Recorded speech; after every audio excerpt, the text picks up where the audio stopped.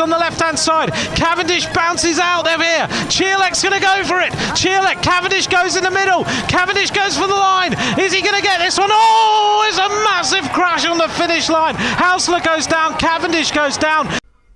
Okay, vegans, let's have a look here. We've got a Paris-Nice sprinting rule here at stage 2. Looks like, oh, for you, that was pretty sketchy.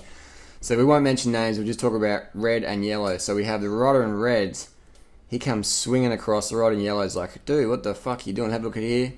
Boom. I would say that the rider in yellow, he's up against the barriers. He has much room to go. They gave him the stage win. The red rider was disqualified.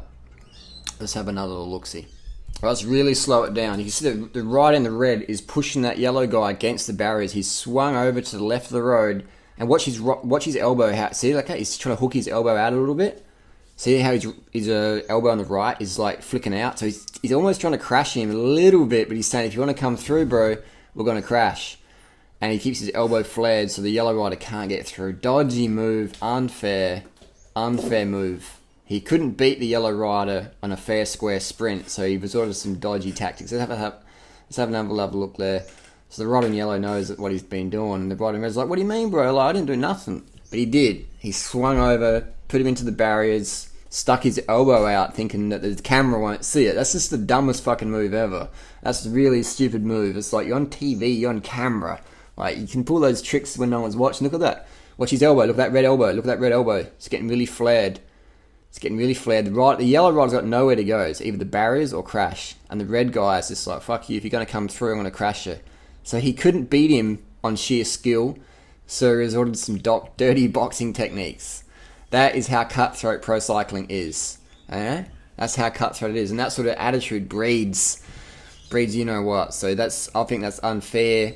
The race organisers did do a good job in disqualifying that rider from that day, ranking-wise. And if you can't beat someone fair and square, man, then you can't beat them. Don't do dirty tactics. Please. Set Cavendish up for the win. It's a headwind finish. He can't go too early. As Lagutin goes on the left-hand side, Cavendish bounces out of here. Chierlek's going to go for it. Chierlek, Cavendish goes in the middle. Cavendish goes for the line. Is he going to get this one? Oh, it's a massive crash on the finish line. Hausler goes down. Cavendish goes down. Pataki takes the win, but they are all over the road. Here we go. Chierlek was there. Cavendish moves across. He leans on Hausler and Cavendish go absolutely flat out across the road. Boonen rides over Cavendish. It wasn't Cavendish's mistake, my apologies for that, but both of them leant on each other at probably 40 or 50 miles an hour. Look at this, Cavendish all out. Hausler comes across. Chierlek's there. Cavendish and Hausler, there's nowhere to go. They just lean on each other, and Cavendish at maybe 40 miles an hour. That might be the end of his Tour de France. Let's hope not. The bike is in pieces. And then Boonen rides across the top of Cavendish, and they're all in pieces here. Let's just hope they all get up. That's a terrible, terrible crash. Look at this. It was such a bad crash. Chierlek goes down. There are riders everywhere. Boonen goes over the top. The AG2R rider also. Tony Martinez, riders crashing everywhere as they raced into the finish line. There's probably 20 riders left on the deck.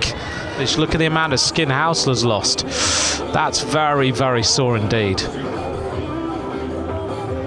Well, this is the rough and tumble of bike racing.